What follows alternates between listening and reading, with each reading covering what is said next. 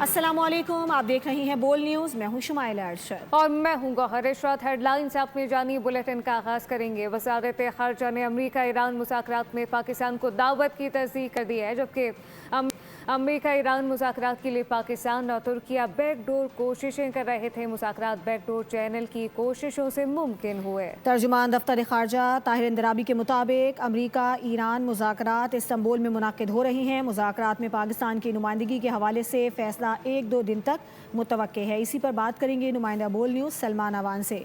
जी सलमान। जी बिल्कुल ऐसा ही है। दफ्तर खारजा की जानिब से कंफर्म किया गया है कि पाकिस्तान को इन मुज़ाकरात की दावत मिली है, जो कि जुम्मे को इस्तांबुल में मुनक्किद होंगे। इसमें एक तरफ आपको ईरान के वज़ीर खारजा सैयद अब्बास इराक़ची दिखाई देंगे, जबकि दूसरी तरफ अमेरिकन सदर डोनाल्ड ट्रंप के खुसूसी एनवॉय स्टीव विटकॉफ और उनके साथ साथ उनके दामाद जैरेड कुशनर जो हैं दिखाई देंगे, जो मुमकिन तौर पर ईरान के साथ कोशिश की जाएगी बातचीत के जरिए एक नई न्यूक्लियर डील जो है वो तय की जाए, जो कि सदर ट्रंप के नज़दीक ईरान को एटमी हथियारों के हुसूल से रोकने के लिए बहुत इंपॉर्टेंट डील है। और सदर ट्रंप की पूरी कोशिश होगी कि ये मामला जो है तय पा जाए बातचीत के जरिए। और इस दौरान दफ्तर खारजा ने भी कंफर्म किया है कि पाकिस्तान को इस अहम तरीन बातचीत में शिरकत की दावत दी गई है, क्योंकि पाकिस्तान और तुर्की दोनों की कोशिश थी बैकडोर डिप्लोमेसी के जरिए कि ये मामला बातचीत के जरिए हल हो जाए और अमेरिका और ईरान को मुज़ाकरात की टेबल पर लाया जाए, जिसमें इब्तदाई तौर पर तो हमें कामयाबी मिलती दिखाई देती है कि बैकडोर डिप्लोमेसी के नतीजे में अमेरिका और ईरान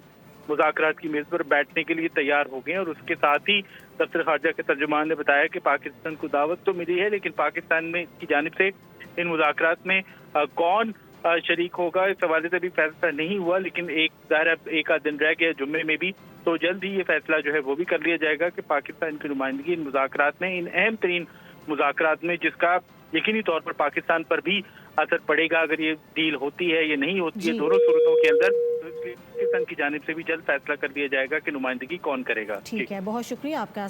कौमी असम्बली ने बलूचिस्तान की मौजूदा सूरत हाल पर करारदाद मंजूर कर ली है। करारदाद में शहदा और ज़ख्मियों के अहल खाना से ताज़ियत का इजहार किया गया है। बैरूनी स्पॉन्सर्ड और अंदरूनी प्रोपेगेंडा करने वालों के खिलाफ कार्रवाई का मुतालबा किया गया है। करारदाद में वाज़ेह किया गया कि ऐवान दहशतगर्दों की जानिब से ख़वातीन के इस्तेहसाल पर शदीद रंज और ग़म का इजहार करता है। ऐवान सिक्योरिटी फोर्सेस कानून नाफिज करने वाले इदारों और सूबाई हुकूमत के मौसर इक़दामात को सराहता है। ऐवान इस अज़म का इआदा करता है कि दहशत गर्दी के खिलाफ जंग पूरी कौम की जंग है। रियासत अपने अवाम के तहफ़्फ़ुज़, अमन और कौमी सलामती पर कोई समझौता नहीं करेगी। वज़ीर दिफा ख़ारजा आसिफ ने कहा कि बलूचिस्तान में सरगर्म दहशतगर्द अफगानिस्तान और भारत के एजेंट हैं जो रियासत को ब्लैकमेल करना चाहते हैं। मीडिया से गुफ्तगू में ख़ारजा आसिफ का कहना था कि दहशतगर्दी का भरपूर जवाब दिया जाएगा और बलोच अवाम के ताउन से दुश्मनों की प्रॉक्सी जंग को शिकस्त देंगे। उन्होंने ये भी कहा कि बलूचिस्तान में तरक्की, जमहूरी कल्चर और वसाइल पर बलोच अवाम का मुकम्मल हक है।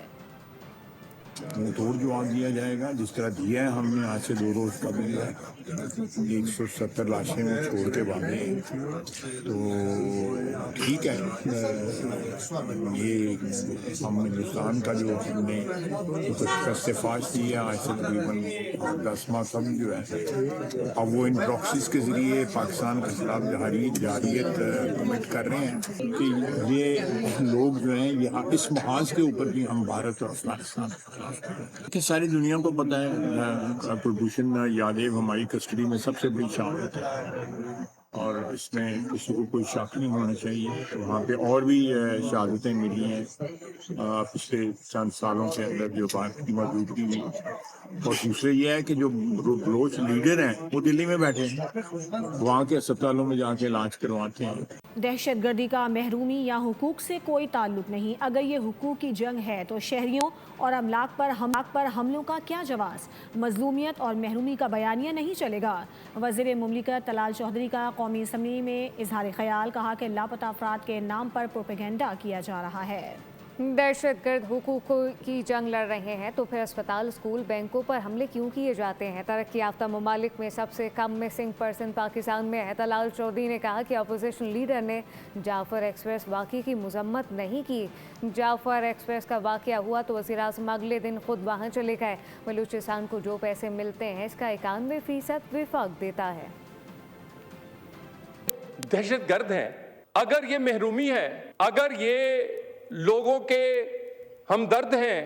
اگر یہ حقوق کی جنگ لڑ رہے ہیں تو یہ حملہ صرف کیوں کرتے ہیں سکولز پہ, ہاسپٹلز پہ, تھانوں پہ, بینکس پہ کیوں کرتے ہیں؟ بینک کس کا ہے؟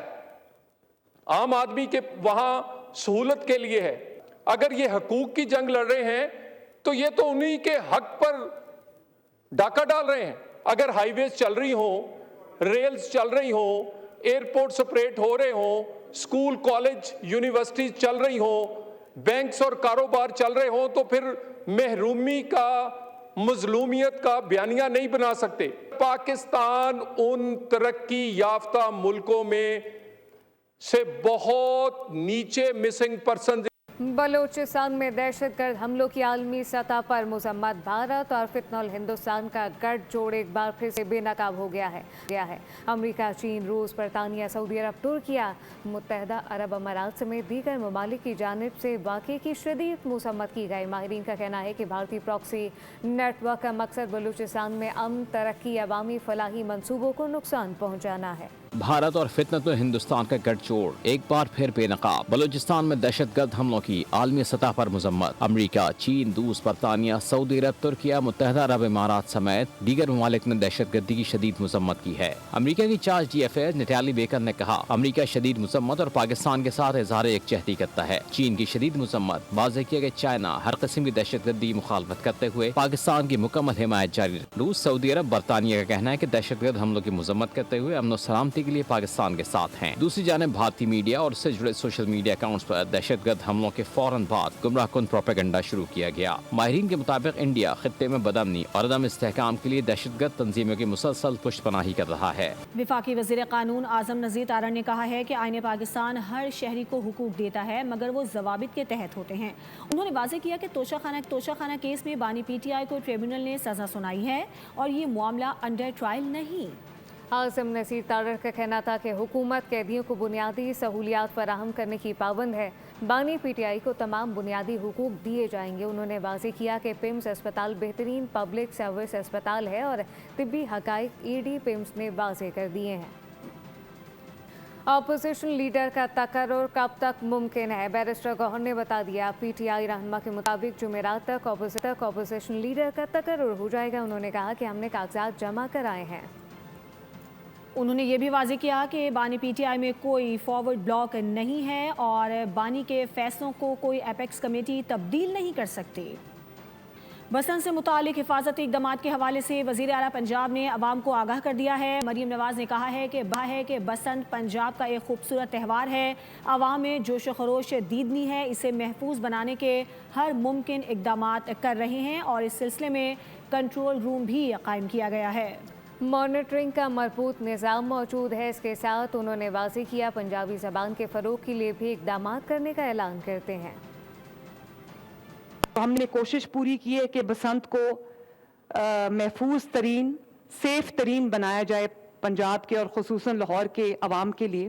لاہور کے اندر خصوصاً پچھلے کئی دنوں میں جب سے بسنت کی تیاری کی جا رہی ہے اس میں اربوں روپے کا بزنس ہوا ہے. میں نے ایک جو ایس او پی ہے, ایک سیفٹی پروٹوکول جو ہے وہ میں نے خود ایگزامن کیا ہے. پوری کمپلیٹ امپلیمنٹیشن ہم نے انشور کی ہے. دعا بھی یہی ہے اللہ تعالیٰ سے میری کہ خیر کا وقت آئے اور لوگ خوب انجوائے کریں, خوب مزہ کریں, خوب انٹرٹین کریں اپنے آپ کو بھی, دوسروں کو بھی, اور پنجاب میں ایک خوشی کا ماحول ہو. وزارت صحت کے اشتراک سے سعودی عرب کے اعلیٰ سطح وفد نے معروف فارماسیوٹیکل کمپنی سے ملاقات کی. ملاقات میں پاکستان میں ویکسین تیار کرنے والی کمپنی کے اونر بھی شریک ہوئے. وفد نے پاکستان کی ویکسین سازی کی صلاحیتوں, فارماسیوٹیکل انڈسٹری کی کارکردگی کو سراہا. وزیر صحت مصطفیٰ کمال نے کہا کہ صحت کے شعبے میں پاکستان اور سعودی عرب کا اشتراک خطے کے لیے مثال بنے گا. مقامی ویکسین تیاری سے قیمتی زر مبادلہ بچایا جا سکے گا. ویکسین تیار کرنے کے لیے تمام تر عملی اقدامات کو یقینی بنا رہے ہیں. بابرکت شب کا ذکر کریں گے. شب بارات کے لیے کراچی کے شہری اپنے پیاروں کی قبروں پر فاتحہ خوانی کے لیے قبرستانوں کا رخ کر رہے ہیں. اس وقت طارق روڈ قبرستان پر کیا انتظامات کیے گئے ہیں, بات کریں گے اپنے نمائندے کفیل احمد سے. جی کفیل. یہ شب برات کو اللہ کی طرف سے جو ہے وہ رحمت بخشش اور جو نزول کی رات قرار دیا گیا ہے، عنایات کی جو نزول ہے اس کی رات قرار دیا گیا ہے۔ اگر ہم بات کر لیں، میں اس وقت رپورٹ کر رہا ہوں طارق روڈ قبرستان سے، اور اس وقت بھی بڑی تعداد میں جو ہے وہ لوگ اپنے پیاروں کی قبروں پر جو ہے وہ جا رہے ہیں اور وہاں پر ذکر و اذکار کر رہے ہیں اور پھول چڑھا رہے ہیں اور جو ہے وہ دعائیں کر رہے ہیں۔ معین بابا صاحب میرے ساتھ موجود ہیں۔ معین صاحب، کیا کہنا چاہیں گے آج کی رات کے حوالے سے اور اوور آل بات کیے گئے ہیں، کیا کہیں گے؟ بسم اللہ الرحمن الرحیم۔ الحمدللہ آج انتظامات بہت اچھے کیے گئے ہیں، یہاں پہ بہت اچھا سیٹ اپ بنایا ہے، لائٹوں کا بھی اچھا سیٹ اپ کیا ہے یہاں پہ طارق روڈ قبرستان کے اندر ماشاءاللہ۔ اور یہاں پہ ہماری امی جان کا دربار بھی ہے اور کافی یہاں پہ ولیوں کا بھی ہے، اللہ کے ولی بھی ہیں سچے، اور آج کی رات یہاں پر آنا بہت ضروری ہے کیونکہ آج کی رات ہمارے بزرگوں سے سنا ہے کہ قبرستان جانا چاہیے کیونکہ یہ مردوں کی عید ہوتی ہے اور عید کے دن سے ملاقات کے لیے جانا چاہیے، اور جو بھی اپنے پیاروں سے ملنے کے لیے آتے ہیں اللہ تعالیٰ ان سب کو اس بات کی ہدایت دے کہ سب کے سب یہاں پر آئیں اور اپنے پیاروں کی قبر میں فاتحہ پڑھیں۔ ٹھیک ہے جی، یہ معین بابا صاحب میرے ساتھ موجود تھے۔ اگر ہم بات کر لیں مجموعی طور پر تھوڑا سا چنیسر جو میونسپل کارپوریشن ہے اس کی طرف سے جو ہے وہ یہاں کیمپ لگایا گیا، اس کے علاوہ MQM پاکستان کی جانب سے جبکہ سنی تحریک کی جانب سے بھی جو ہے وہ یہاں کیمپ جو ہے وہ لگایا گیا ہے۔ اس کے علاوہ جو سٹی وارڈنز ہیں وہ یہاں موجود ہیں اور مختلف لوگوں نے جو ہے یہاں پھول اس وقت جو ہے وہ تمام فروخت کیے جا رہے ہیں اور اس کے علاوہ جو اگربتیاں ہیں وہ فروخت کی جا رہی ہیں۔ تو ایک بہت بڑی تعداد ہے جو کہ آج کی رات جو ہے وہ مختلف قبرستانوں میں شہر کے وہ یہاں پہنچتی ہے، اور اگر ہم بات کر لیں ان قبرستانوں میں آج کے دن کے حوالے سے اور آج کی رات کے حوالے سے خصوصی طور پہ ہمیں کراچی نے بھی خاص انتظامات کیے ہیں اور اس وقت ان کی جو ٹیمیں ہیں وہ یہاں موجود ہیں۔ احمد، آپ کا بہت شکریہ۔ کراچی میں ضلع انتظامیہ نے عمارتوں میں فائر سیفٹی اقدامات نہ ہونے پر کارروائی شروع کر دی ہے۔ ڈپٹی کمشنر ساؤتھ کی ہدایت پر اسسٹنٹ کمشنر نے صدر ہاشو سینٹر پر چھاپا مارا، جہاں پہلی منزل پر موجود 200 دکانیں سیل کر دی گئیں۔ حکام کے مطابق دکانداروں کو 7 روز قبل نوٹس جاری کیا گیا تھا، تاہم مارکیٹ میں گیس سلنڈر دیگر خطرناک سامان موجود تھا۔ ڈپٹی کمشنر جاوید نبی کھوسو کا بتانا ہے کہ فائر سیفٹی نہ رکھنے والی عمارتوں کو فوری طور پر سیل کیا جا رہا ہے۔